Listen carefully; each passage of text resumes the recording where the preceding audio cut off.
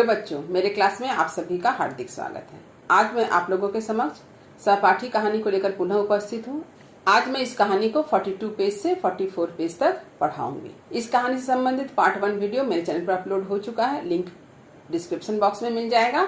तो कहानी को समझने के लिए पार्ट 1 वीडियो को जरूर देखें।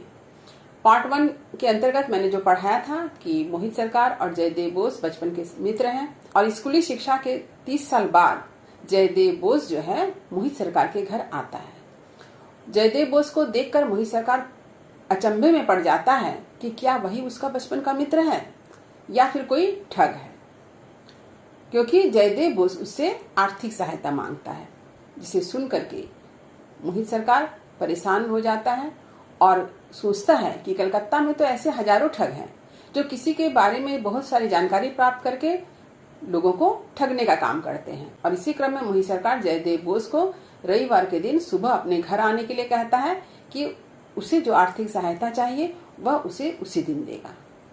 अब चलिए आगे कहानी क्या है देखते हैं। शुक्रवार को ईद की छुट्टी है। मोहित ने पहले से ही तय कर रखा है कि यह अपनी पत्नी के साथ बारुईपुर के एक मित्र के यहाँ उनके बागान बाड़ी में जाकर सप्तांत मनाए। वहाँ 2-3 दिन तक रुककर रविवार की रात को ही घर लौट पाएगा। इसलिए वह भला आदमी जब रविवार की सुबह घर पर आएगा तो मुझसे मिल नहीं पाएगा। इस बहाने की जरूरत नहीं पड़ती अगर मोहित ने 2 टूक शब्द में उसे ना कह दिया होता। लेकिन ऐसे भी लोग होते हैं जो एकदम से ऐसा नहीं कह सकते। मोहित ऐसे ही स्वभाव का आदमी है। रविवार को उससे मुलाकात न होने के बावजूद वह कोई दूसरा तरीका ढूंढ निकाले तो मोहित उससे भी बचने की कोशिश करेगा। शायद इसके बाद किसी दूसरी परेशानी का सामना करने की नौबत नहीं आएगी। मोहित सरकार ने रविवार को उसे आने के लिए क्यों कहा है?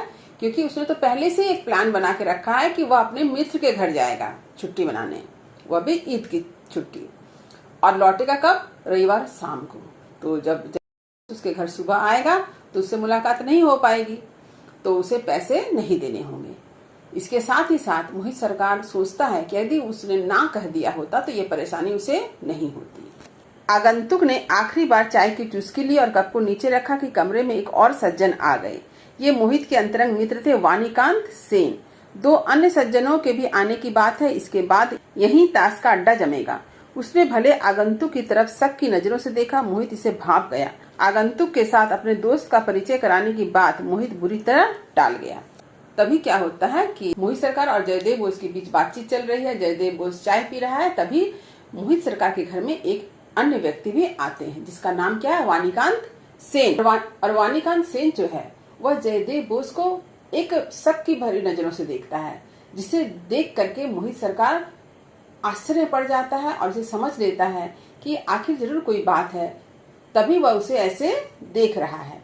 इसके साथ ही साथ मोहित सरकार अपने मित्र जयदेव बोस का परिचय वाणीकांत सेन के साथ कराना भी जरूरी नहीं समझता है। अच्छा तो फिर मिलेंगे, अभी चलता हूँ। यह कहकर अजनबी आगंतुक उठ खड़ा हुआ। तू मुझ पर यह उपकार कर दे, मैं तो सचमुच तेरा ऋणी रहूंगा। यहाँ पर जो अजनबी आगंतुक कहा गया है, यह किसे कहा गया है? जयदेव बोस को कहा गया है, क्योंकि मोहित सरकार को यह व्यक्ति अजनबी सा प्रतीत होता है। उस भले आदमी के चले जाने के बाद वाणीकांत ने मोहित की ओर हैरानी से देखा और पूछा, यह आदमी तुमसे तू कहकर बातें कर रहा था, बात क्या है? इतनी देर तक तो तुम ही कहता रहा था, बाद में तुम्हें सुनाने के लिए अचानक तू कह गया। कौन है यह आदमी? तो वाणीकांत सेन मोहित सरकार से पूछता है कि यह आदमी कौन है। मोहित कोई जवाब दिए बिना बुक शेल्फ की ओर बढ़ गया और उस पर से एक पुराना फोटो एल्बम बाहर निकाल आया। फिर उसका एक पन्ना उलट कर वाणीकांत को सामने बढ़ा दिया। यह तुम्हारे स्कूल का ग्रुप है शायद? हाँ, बोटानिक्स में हम सब पिकनिक के लिए गए थे, मोहित ने बताया। ये 5 कौन कौन है? मुझे नहीं पहचान रहे हो? रुको जरा देखने तो दो। एल्बम को अपनी आंखों के थोड़ा नजदीक ले जाते ही बड़ी आसानी से वाणीकांत ने अपने मित्र को पहचान लिया। अच्छा, अब मेरी बाईं ओर खड़े इस लड़के को अच्छी तरह से यहाँ देखो होगा। तस्वीर को अपनी आंखों के कुछ और नजदीक लाकर वाणीकांत ने कहा, हाँ देख लिया। वाणीकांत के पूछने पर मोहित सरकार अपना एक पुराना फोटो लेकर आता है और कहता है कि इसमें मुझे पहचानो। वाणीकांत पहचानता है। फिर मोहित राय कहता है कि मेरे बाईं तरफ जो लड़का खड़ा है उसे भी देखो। तो वाणीकांत कहता है, हाँ देख लिया। अरे यही तो है वह भला आदमी जो अभी भी यहाँ से उठकर गया है, मोहित ने बताया। तो वाणीकांत सेन उस फोटो को देखता है, लेकिन देखा दिन वो पहचान नहीं पाता है। तब मोहित उसे बताता है कि यह वही लड़का है जो अभी यहाँ से उठकर गया है। स्कूल से ही तो जुआ खेलने की लत नहीं लगी है इसे। एल्बम को तेजी से बंद कर इसे सोफे पर फेंकते हुए वानीकांत ने फिर कहा, मैंने इस आदमी को कम से कम 30-32 बार रेस के मैदान में देखा है। तो वानीकांत बताता है कि कहीं इस आदमी को जुआ खेलने की आदत तो नहीं है, क्योंकि उसने उसे रेस के मैदान में कम से कम 30-32 बार देखा है। तुम ठीक कह रहे हो। मोहित सरकार ने हामी भरी और इसके बाद आगंतुक के साथ क्या क्या बातें हुई इस बारे में बताया। आपने देखा होगा इस कहानी में जब मोहित सरकार जयदेव बोस को याद करता है तो बताता है, तो उसके याद में यह भी बात है कि वह अपने क्लास में ताश का खेल दिखाता था। तो इसी बात को याद करके वह कहता है कि हाँ, उसे ताश खेलने की आदत है। अरे थाने में खबर कर दो, वानीकांत ने उसे सलाह दी। कलकत्ता अब ऐसे ही चोरों, लुटेरों और उच्चकों का डिपो हो गया है। इस तस्वीर वाले लड़के का ऐसा पक्का जुआड़ी बन जाना नामुमकिन है, असंभव।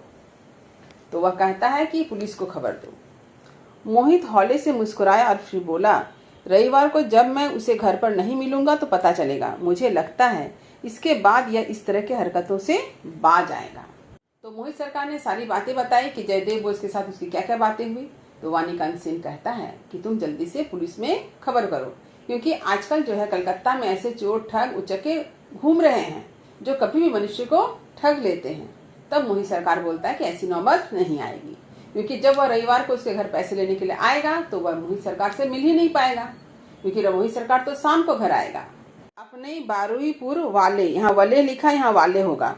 मित्र की यहाँ पोखर की मच्छी, पोल्ट्री के ताजे अंडे और पेड़ों में लगे आम, अमरूद, जामुन, डाब और सीने से तकिया लगाकर ताश खेलकर तनमन की सारी थकान और जकड़न दूर कर मोहित सरकार रविवार की रात 11 बजे जब अपने घर लौटा तो अपने नौकर विपिन सिंह से खबर मिली कि उस दिन शाम को जो सज्जन आए थे वे आज सुबह भी घर आए थे।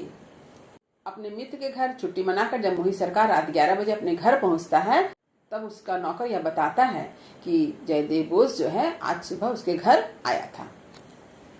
कुछ कहकर गए हैं? जी नहीं, विपिन ने बताया। चलो जान बची, एक छोटी सी जुगत से बड़ी बला टली। अब वह नहीं आएगा, पिंड छूटा। तब मोहित सरकार बड़ा खुश हो जाता है कि चलो उसका पीछा छूटा।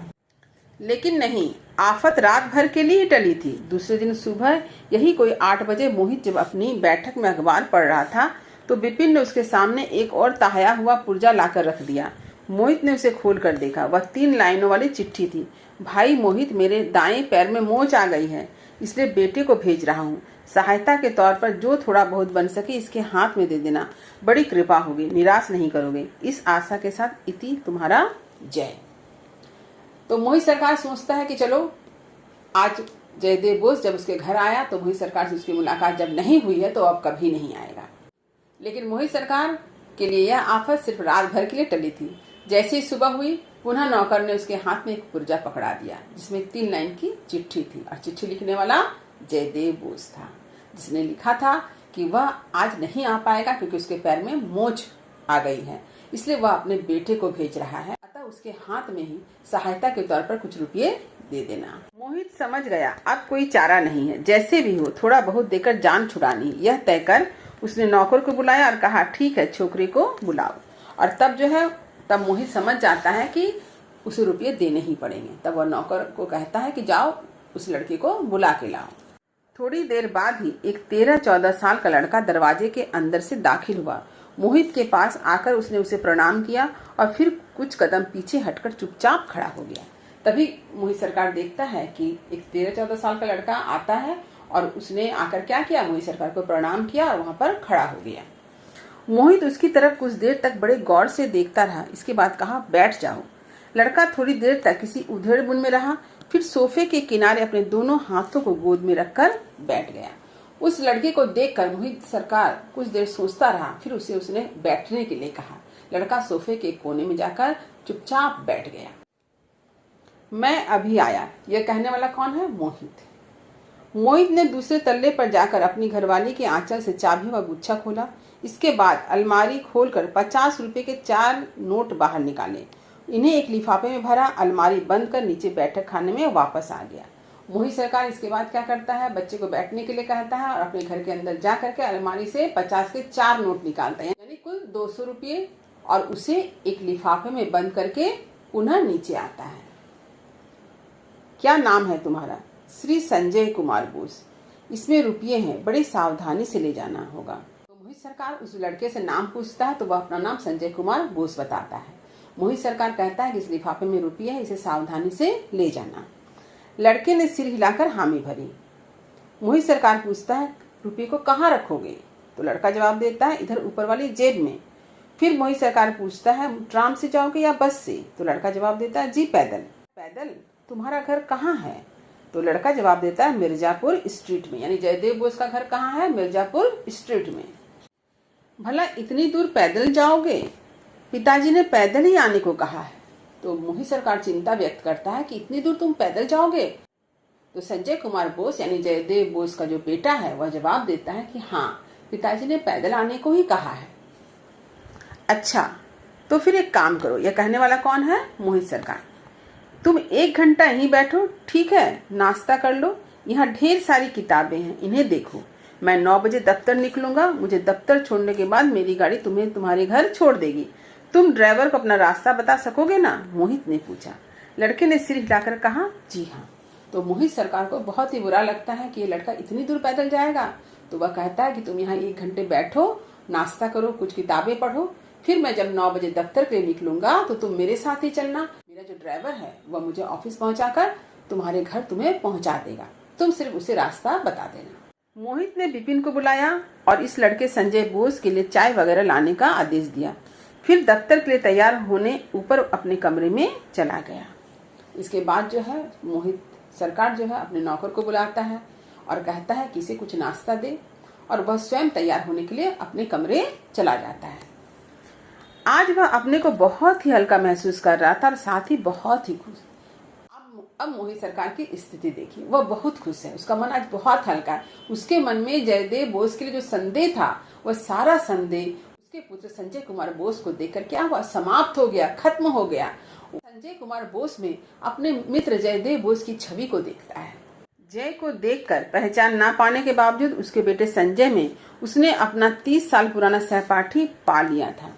आज मोहित सरकार ने संजय कुमार बोस में ही अपने पुराने सहपाठी, 30 साल पुराने सहपाठी जयदेव बोस को पा लिया, उसके छवि को देख लिया।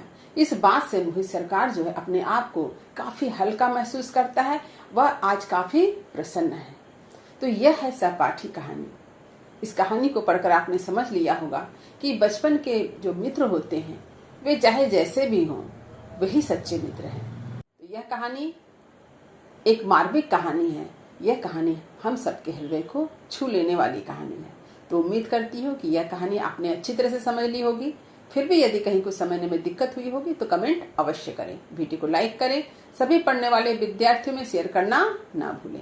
अगले वीडियो में मैं इसके सारांश को लेकर आपके समक्ष उपस्थित रहूंगी। तब तक पढ़ते रहिए, जीवन में आगे बढ़ते रहिए। और जो बच्चे मेरे चैनल पर नए हैं वे चैनल को सब्सक्राइब जरूर कर लें ताकि हर नए वीडियो का नोटिफिकेशन आपको तुरंत मिल सके। शुभकामनाएं आप सभी बच्चों के साथ है। धन्यवाद।